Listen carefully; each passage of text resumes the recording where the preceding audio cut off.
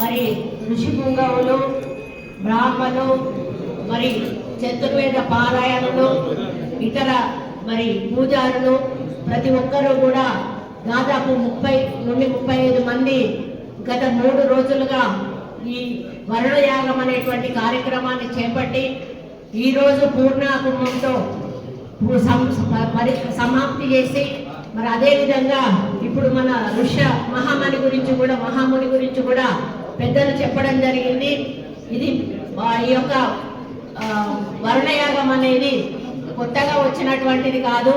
పూర్వకాలంలో రాజులు కూడా సరైన సమయంలో వర్షాలు రానప్పుడు రైతులు మరి పంటలు పండక విలవిలలాడుతున్నప్పుడు వారు మరి వాళ్ళ రాజులు తప్పనిసరిగా వాళ్ళ అధికారికంగా ఈ యొక్క వర్ణయాగాలు చేయించేవాళ్ళు.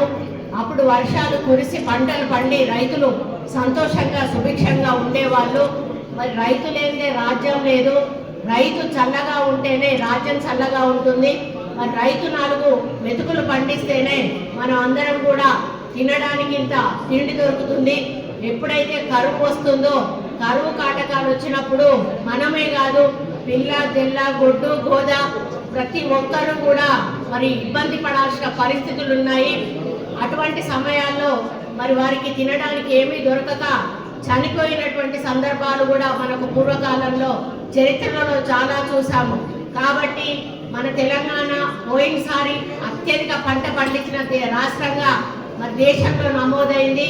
కానీ మనకు ఎన్నో అది దానివల్ల ప్రభావం వల్ల పసిఫిక్ మహాసముద్రంలో ఏర్పడిన ఆ యొక్క ఇబ్బంది వల్ల ఈరోజు వర్షాలు పడవు అని చెప్పి మనకు శాస్త్రవేత్తలు సూచనలు ఇవ్వడం జరిగింది. కానీ మన ప్రయత్నం, మానవ ప్రయత్నం, దైవ ప్రయత్నం తప్పకుండా ఉండాలి. కాబట్టి మరి మానవ రూపంలో ఉన్నటువంటి ఋషిపుంగవులు మరియు ఇక్కడ వేద పండితులు, పారాయణులు అందరూ కూడా కలిసి మరి దేవుడికి సమర్పించుకున్నారు. ఈరోజు మా తెలంగాణలో పరిస్థితి ఈ విధంగా ఉంది. మీరు కానీ మేము చేస్తున్న వరుణయాగాన్ని మెచ్చి వర్షాలు కురిపిస్తే మేము మా తెలంగాణ ప్రాంతము, మా తెలంగాణ రైతులు చల్లగా ఉంటారు. వారు పండించిన పంట మరి మేము తినాలి, మీకు కూడా నైవేద్యం పెట్టాలి. కాబట్టి మీరు ఆశీర్వదించండి, తప్పకుండా వరుణుల్ని పంపించండి అని చెప్పి వారు చేసిన యాగం సఫలీకృతం కావాలని కోరుకుంటూ మరి చివరగా వారు కొన్ని కార్యక్రమాలు చేయాలి అని చెప్పి ఇప్పుడు చెప్పారు. ఆ కార్యక్రమాలు పూర్తి చేయడంతో వరుణయాగం పూర్తవుతుంది. మరి మనం అందరం గమనిస్తూనే ఉన్నాం. మొన్న వీరు మొదలు పెట్టిన దగ్గర నుంచి కూడా మబ్బులైతే వస్తున్నాయి, తుంపర్లు అయితే వస్తున్నాయి, ఏదో వర్షం వచ్చి రానట్టుగా వస్తుంది.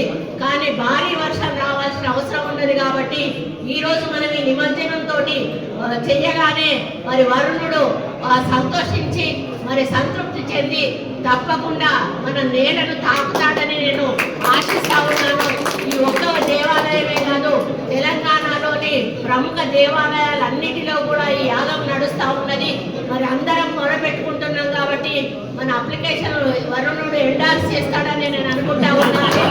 కనిష్టాలు చేసి మాకు భారీ వర్షాన్ని ఇచ్చి మా రైతులకు కావలసిన నీటినిచ్చి చెరువులు నింపి మరి వారు మళ్ళీ మీకోసం ఎదురు చూడకుండా మరి చూడాల్సిన అవసరం ఉందని వారికి విజ్ఞప్తి చేస్తూ వరుణుడిని రావాల్సిందిగా వారిని కోరుకుంటూ మరి మీ యాగ ఫలితం ఇక్కడ వచ్చిన పెద్దలందరికీ కూడా గత 3 రోజులుగా జల దిగ్బంధం చేసి మరి అదేవిధంగా శివుణ్ణి కూర్చోబెట్టి మరి మీరు కూడా లోపలే ఉండి 3 రోజులు ఎంతో నిష్ఠతో మీరు యాగం చేయడం అనేది మిమ్మల్ని అందరినీ కూడా, ఎందుకంటే మీరు పెద్దవాళ్ళు, మిమ్మల్ని మరి ఏమి చెప్పాలో నాకు తెలియట్లేదు.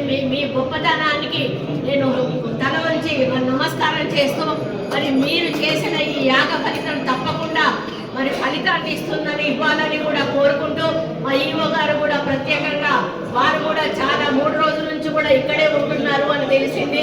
మరి వారు కూడా చాలా బ్రాహ్మణులు కాబట్టి వారికి కూడా ఆ యొక్క శరీరంలో ఆ రక్తం ఉంది కాబట్టి వారు కూడా ఈ పూజల్లో పాల్గొనడం అదృష్టంగా భావిస్తూ మరి తప్పకుండా వరుణదేవుడు శాంతించాలని మరి కాదు ముక్కోటి దేవతలు కూడా వరుణుణ్ణి ఇక్కడికి పంపించాలని, ఎందుకంటే ఒక వరుణుడి కోసం యాగం కాదు, ముక్కోటి దేవతలు కూడా యాగాన్ని తిలకిస్తా ఉన్నారు, ఈ ఇబ్బందులు గ్రహిస్తా ఉన్నారు. కాబట్టి మీరందరూ కూడా ఎట్టి పరిస్థితుల్లో వరుణుణ్ణి మా దగ్గరికి పంపించి శాంతింపజేసి మా దగ్గరికి పంపించాలని కోరుకుంటూ మరి మీ పెద్దలందరికీ కూడా పేరు పేరున ఈ యాగం జరిపించినందుకు నా హృదయపూర్వక కృతజ్ఞతలు ధన్యవాదాలు తెలియజేసుకుంటూ దేవాదాయ శాఖ తరఫున సెలవు తీసుకుంటా ఉన్నాను. కృతజ్ఞతలు. Thank you.